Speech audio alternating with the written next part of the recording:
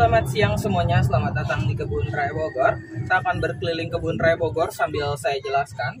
Pertama, saya akan menjelaskan sejarah singkat dari Kebun Raya Bogor ini. Kebun Raya Bogor didirikan pada tanggal 18 Mei 1817 oleh Profesor Reinward. Beliau adalah ahli botanikal dari Jerman. Dan untuk Kebun Raya Bogor ini memiliki luas 87 hektar, di mana di dalamnya terdapat kurang lebih 15.000 koleksi tanaman dan pohon yang sudah dikelompokkan berdasarkan jenisnya. Seperti yang di sebelah kanan dan kiri ini ada koleksinya dari rotan yang menjalar keluar ini, yang biasa digunakan untuk membuat kursi, membuat meja, atau mainan bola takraw, dan juga masih banyak kerajinan tangan lainnya. Dan di samping koleksi rotan sini ada taman, namanya Taman Teisman. Untuk Teisman itu beliau adalah pendirinya dari Kebun Raya Cibodas, sekaligus orang yang menemukan obat malaria, pohon kina obatnya. Tapi untuk pohon kinanya tidak ditanam di sini, yang diabadikan di sini hanya ada foto penemunya. Nama lengkapnya itu Johannes Elias Teisman, dan ada juga tubuh Teismannya di tengah sana yang warna coklat itu. Nah, nanti untuk di depan ini kita akan memasuki kawasan dari koleksinya bambu. Ada bambu kuning atau bambu tropis yang dulu digunakan untuk melawan penjajah, bambu runcing, di mana rebungnya bambu kuning ini bisa tumbuh sekitar 4 meter dalam waktu 2 minggu. Kalau di sampingnya lagi yang kecil-kecil ini bisa digunakan untuk makanannya panda. Kalau di sampingnya lagi ini ada koleksinya bambu tali. Di dalam sana sama di depan itu koleksinya bambu petung yang biasa rebungnya untuk dimasak, atau bambu yang besar ini juga bisa digunakan sebagai bahan baku pembuatan rumah panggung atau rumah adat.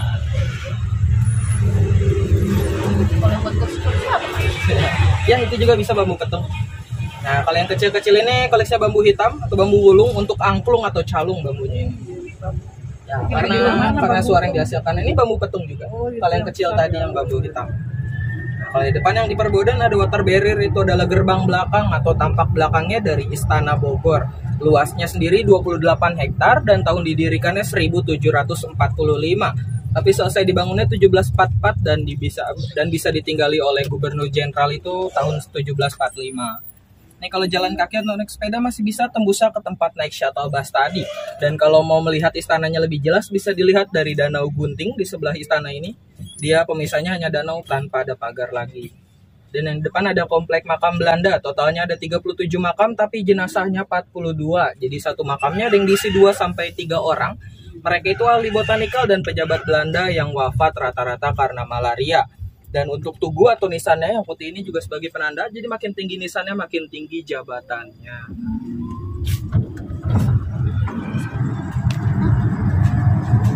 Dan di depan juga sebelahnya bambu raksasa asalnya dari Burma, Myanmar. Tahun tanamnya 1928. Diameternya ini bisa sampai 25 cm dan tingginya bisa sampai 30 meter. Dan bambunya bisa tumbuh sekitar 20 cm per harinya. Lumayan. Kalau yang kecil-kecil ini koleksinya bambu lemang atau pembungkus lemang. Ya, karena bambunya lebih kecil, lebih tipis, jadi bisa cepat matang dalamnya. Nah, jadi total luas Kebun Raya Bogor dengan Istana Bogor tadi, kalau keduanya digabungkan itu 115 hektar, 87 hektar Kebun Raya Bogor dan 28 hektarnya Istana Bogor. Dan di Kebun Raya Bogor juga selain konservasi tanaman, di dalamnya ada museum, namanya Museum Zoologi, tempat diawetkannya hewan-hewan. Untuk salah satu koleksinya yang cukup besar terdapat kerangka paus biru, di mana paus birunya dulu terdampar di pantai Pamengpeuk, Garut, dan di boxinnya menggunakan kereta batu bara lamanya 44 hari tahun 1916. Untuk akses menuju museumnya bisa lewat jalan di depan sini atau di antara dua bangunan putih di depan itu ada jalan belok kanan. Kalau untuk dua bangunan putih ini adalah dua bangunan peninggalan Belanda. Untuk yang sebelah kanan pertama namanya Wisma Tamunusa Indah atau biasa disebutnya Hotel Melsior. Karena dulunya ini adalah tempat tinggalnya Dr. Melsior Trup, peneliti di laboratorium yang di depan itu. Sebelum pandemi juga disewakan untuk hotelnya ini, tempat penginapan atau tempat acara. Tapi serem nggak, Mas? Masih tutup. Nanti akan dibuka lagi setelah direstorasi. Serem nggak? Serem nggak? Belum. Belum, Pak. Mau nginep Bapak? Takut. Sendiri aja tapi. Takut. Ada 8 kamar. Ujinya ahli kenapa? Nah, ini tempat kerjanya Dr. Melchior tadi, Trup Laboratorium. Ini merupakan salah satu laboratorium tertua juga yang ada di Indonesia dan masih bisa dipakai hingga saat ini. Berani tidur sini ya lumayan nih. Ini tahun didirikannya sama, dua bangunan ini tahun 1884. Dan laboratoriumnya juga dulu pernah digunakan untuk meneliti obat malaria oleh Profesor Teisman dan Dr. Melchior nama penelitinya. Nah, nanti di depan juga sebelah kanan sini ada Olive Store, tempat menjual merchandise atau aksesorisnya. Nah,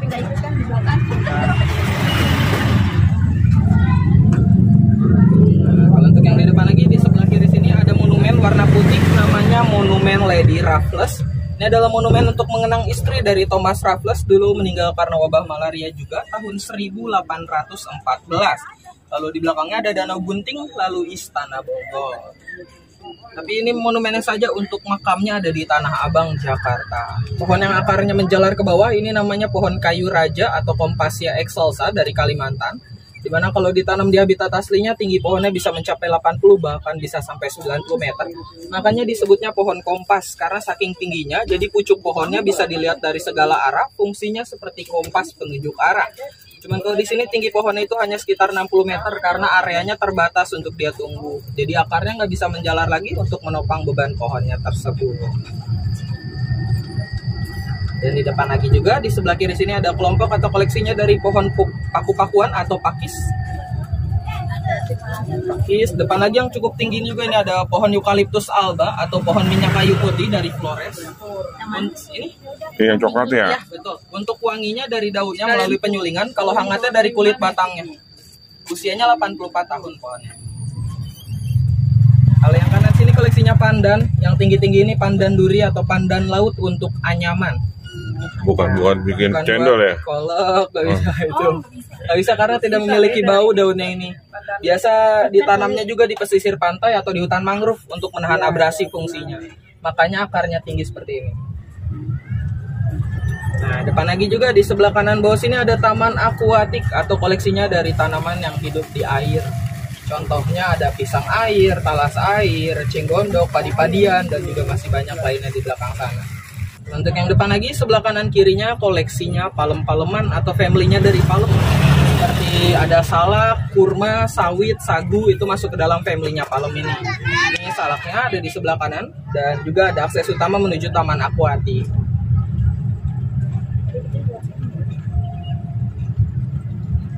Kalau kurmanya hanya ada satu pohon di depan di sebelah kiri yang ditopang besi, itu pohon kurmanya.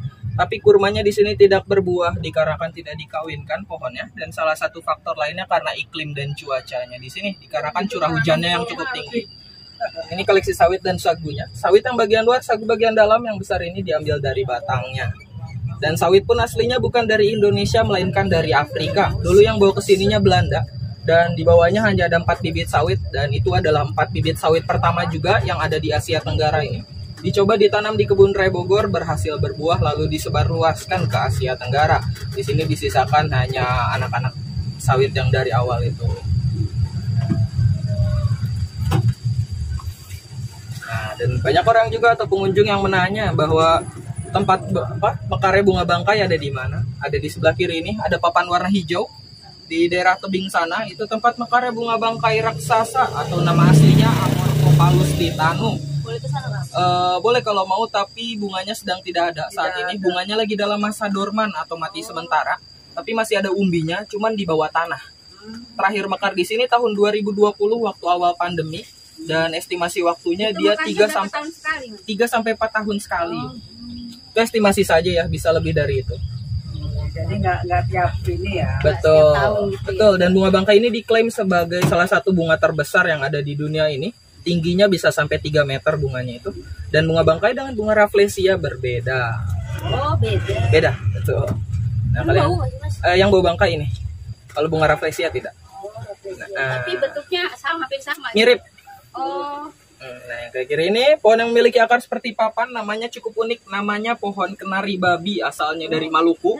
Tahun tanamnya 1855. Kenapa disebut pohon kenari babi? Karena kalau di habitat aslinya, sela-sela akar ini digunakan untuk tempat tinggal atau tempat bersembunyinya babi hutan.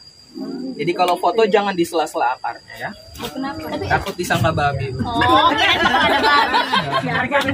Kirain disangka babi gitu ya. Soalnya nanti kira babi. Paling babi hitam. Gak ada kalau di sini babi. Iya betul, adanya babi ngepet paling. Nah, depan lagi sebelah kanan ini ada jembatan ikonika, jembatan gantung atau jembatan merah. Dimana jembatan ini juga terkenal karena mitosnya, tapi mitosnya cukup buruk. Dimana kalau ada sepasang kekasih nyeberangi jembatan tersebut, katanya hubungannya akan putus setelahnya. Tapi kalau untuk saat ini jembatannya sendiri sudah ditutup dikarenakan sudah tua dan rapuh. Salah satu talinya ada yang putus saat ini. Kirain banyak korban jadi ditutup ini. Oh nggak dibenerin, Banyak putus. nggak dibenerin atau ganti, jangan jembatan merah, jembatan hitam. Izinnya yang belum turun. Dulu mah kita banyak sih tuh. Iya. Putus apa enggak, Bu? Dulu saya pernah. Abangnya udah nyoba? Dulu Enggak, kalau dulu waktu saya masih SD sih udah pernah loh. udah pernah ya. Putus nggak? Enggak, masih bagus dulu. Nggak, maksudnya hubungan abangnya putus nggak? Enggak lah, itu mah bohong doang. Mitos saja itu. Di kompleks apa ini, Bang? Ini komplek Makom Keramat. Makomnya dari Ratu Galuh, Mangku Alam Prabu Siliwangi, istrinya Prabu Siliwangi. Ada Mbah Jepra, panglima perangnya, ada Mbah Baul patinya, dan juga Solendang Galuh Pangkuan, anaknya Ratu Galuh. Oh, ini dikunci ya, nggak boleh masuk. Boleh kalau mau masuk untuk ziarah dibuka untuk umum. Tapi itu waktu zaman Belanda nggak diusik-usik tuh ya? Nggak ketahuan soalnya. Oh nggak ketahuan? Nggak ketahuan. Oh, karena Ketahuan baru pas ada kebun raya ini. Nah, kalau tadi kan di belakang ada jembatan yang menyebabkan hubungan orang putus. Nanti di depan ini di sebelah kiri ada pohon jodoh. Ini pohon jodoh. Ya, kenapa disebut pohon jodoh? Dikarenakan ini adalah dua pohon yang berbeda jenis tapi bisa hidup berdampingan dari dulu hingga sekarang. Ya, untuk pohon yang sebelah kirinya ini pohon meranti tembaga dari Sumatera, yang kanannya pohon araratu ficus atau family-nya beringin dari Malaysia. Tahun tanamnya sama kedua pohon ini 1866. Kok mirip yang di Maluku tadi yang Kenari babi, akarnya sama akar papan. Ya, yang kiri ini dibaratkan sebagai prianya, yang kanan sebagai wanitanya. Karena yang kiri ini teksturnya lebih kasar, cuman lebih kokoh dibanding yang kanan. Ini juga terkenal karena mitosnya. Mitosnya cukup menarik, di mana kalau ada laki-laki dan perempuan kenalan atau foto di antara pohon tersebut secara tidak sengaja, katanya akan berjodoh mitosnya. Berjodoh mau putus. siapa yang pertama kali berjodoh, Mas? kalau nggak sengaja, kalau sengaja mah nggak jadi ya.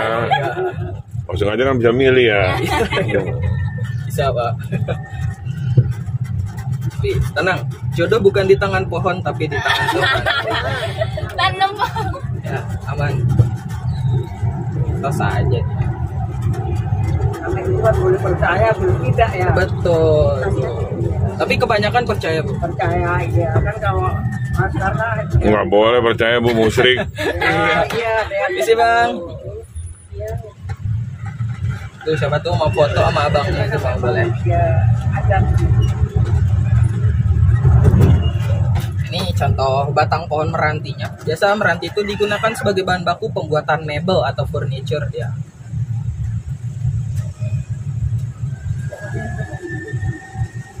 Nah, di depan ini kita akan menyeberangi jembatan namanya Jembatan Surya Lembayung, dan nanti view-nya di bawah ini akan terlihat jelas aliran Sungai Ciliwung. Ini sungai yang awalnya dari puncak dan akan menuju Jakarta. Biasa orang Jakarta bilang banjir kiriman dari Bogor. Nah, itu melewati sungai ini. Bisa turun ke situ, Mas? Apa? Sungainya? Enggak, dia katanya buat akses anak. Nggak bisa kalau dari kebun rayanya. Kalau dulu dibuka pagarnya karena ada suatu kejadian jadi ditutup saat ini. Itu turun biasanya dari luar sini. Oh dulu airnya Yang bersih. sungai apa Kapulampa yang mana, Bang? Bendungan Katulampa. Oh, bendungan ini Iya, jauh ya? di sana lagi. Nah, di depan juga ada yang cukup unik. Di sebelah kanan buah yang menggelantung bentuknya seperti asam. Ini namanya sosis Afrika. Sosis Afrika ini tidak bisa dikonsumsi manusia karena teksturnya keras dan pahit. Biasa digunakan untuk makanannya hewan, tapi hewan sendiri pun yang bisa menggapai buahnya kalau masih di pohonnya. Karena kalau buahnya ini sudah jatuh dan dibiarkan selama 12 jam, buahnya akan terkontaminasi kurang lebih 70% alkohol. Waduh, mabok ya. Ya, bisa bikin mabuk. Biasanya hewan yang mabuk karena konsumsi buahnya ini monyet. Karena dia makannya waktu di bawah. Ya. Tumbuk. Kalau yang kiri sini ada Taman Garuda atau Taman Sujana Kasan. Kenapa disebut Taman Garuda? Karena tanaman yang ungu di tengah itu kalau dilihat dari atas tangga sana bentuknya seperti lambang burung Garuda. Ini contoh fotonya di papan hijau yang bagian bawah. Tuh, kalau yang atas itu foto patung Sujana Kasan. Beliau itu orang Indonesia kedua yang pernah menjabat sebagai direktur utama di Kebun Raya Bogor ini. Di kanan juga ada koleksinya kopi di dalam pot kotak-kotaknya ini. Lalu di belakangnya lagi koleksinya dari tumbuhan obat-obatan. Di depan juga di sebelah kiri sini ada koleksinya dari pohon jeruk hutan. Untuk jeruknya bisa dilihat jatuhan di bawah, warnanya hijau, bentuknya lonjong seperti kedondong. Tapi jeruknya tidak bisa dikonsumsi, biasa digunakannya untuk aromaterapi kalau tidak pengharum ruangan. Jadi yang diambil hanya harumnya saja dari jeruknya itu. Di depan ini kawasan dari koleksinya anggrek. Di depan sana itu ada dua rumah kaca atau rumah anggrek yang baru, tapi belum bisa dikunjungi untuk umum karena masih dalam tahap pengumpulan koleksinya. Dia baru selesai dibangunnya tahun 2022 akhir. Rencana akan diresmikannya tahun ini. Kalau untuk yang sebelah kanan dan kiri ini tempat pembibitannya. Nah, di depan lagi ada laboratorium kultur jaringannya. Nah, kalau yang sudah bisa dikunjungi untuk umum yang depannya lagi geria anggrek atau rumah anggrek. Jadi untuk masuknya tanpa tiket lagi, cuman ada jadwal tutupnya saja. Tutupnya hanya hari Senin dan Selasa. Rabu sampai Minggu buka. Masuknya lewat jalan depan.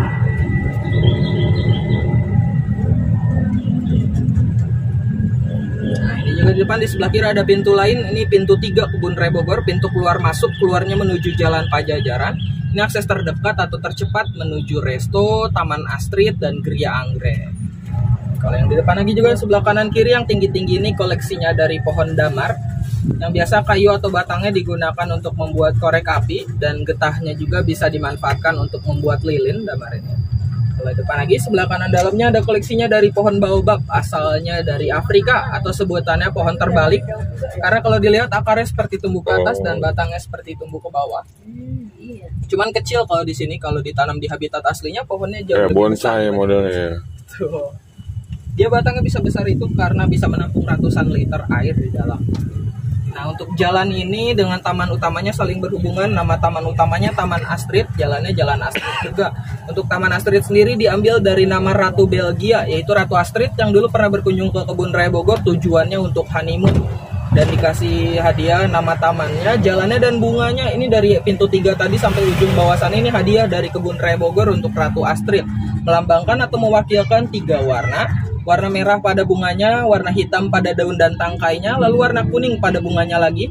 Merah, hitam, dan kuning lambang bendera Belgia. Nama bunga Yang kata Taman Astrid itu mana? ini, yang kiri ini, danaunya yang depan situ. Kalau mau di sini, lihat lagi. Oh, bukan yang danau dekat istana nih ya, bukan? Ya, ada juga danau dekat istana. Masih ya, Mas? Ya, sama-sama Kak, mari dilihat lagi barangnya ya.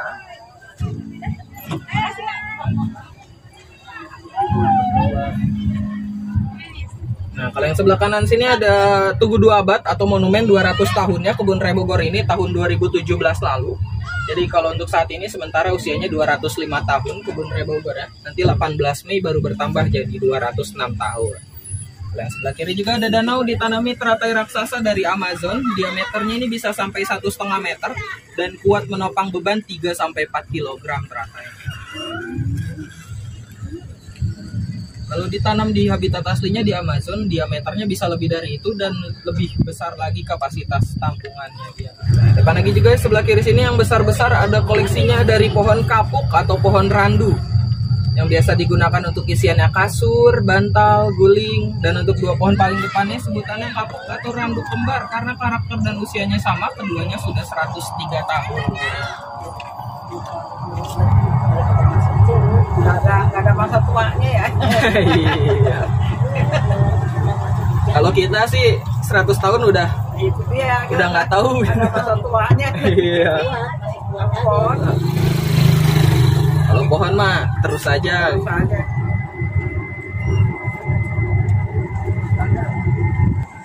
Lagi juga di sebelah kanan atas ini ada pohon kayu ulin atau kayu besi dari Kalimantan. Yang biasa kayu atau batangnya itu digunakan sebagai bantalan rel kereta api atau bahan baku pembuatan kapal. Karena kalau kayunya itu kena panas, kena air terus dia semakin kuat dan keras, bukan semakin lapuk. Jati. lebih kuat lagi dibanding Jati kayaknya. Itu kalau sekarang udah nggak dipakai karena udah jarang sekali ditemukannya, dan sekalipun ada harganya sangat mahal dia. Ini sebelah kiri juga ada akses menuju Taman Meksiko. Di dalam sana koleksinya kaktus atau sukulen yang rata-rata identiknya dari Meksiko asalnya. Salah satunya juga ada kaktus namanya agave. Kalau di daerah Meksiko dimanfaatkan sebagai bahan baku pembuatan minuman, namanya tequila minumannya.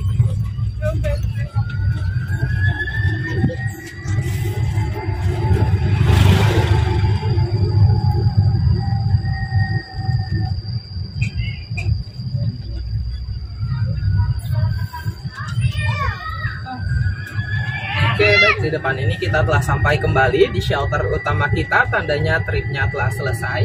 Mohon dilihat lagi barang-barang bawaannya, takut ada yang tertinggal. Hati-hati dalam langkah turun semuanya. Selamat siang dan terima kasih telah memakai shuttle bus semuanya. Maksudnya kalau sewa gitu kan ada jamnya atau Yang sampai rapinya? Yang itu yang tadi ada roda 3-nya itu?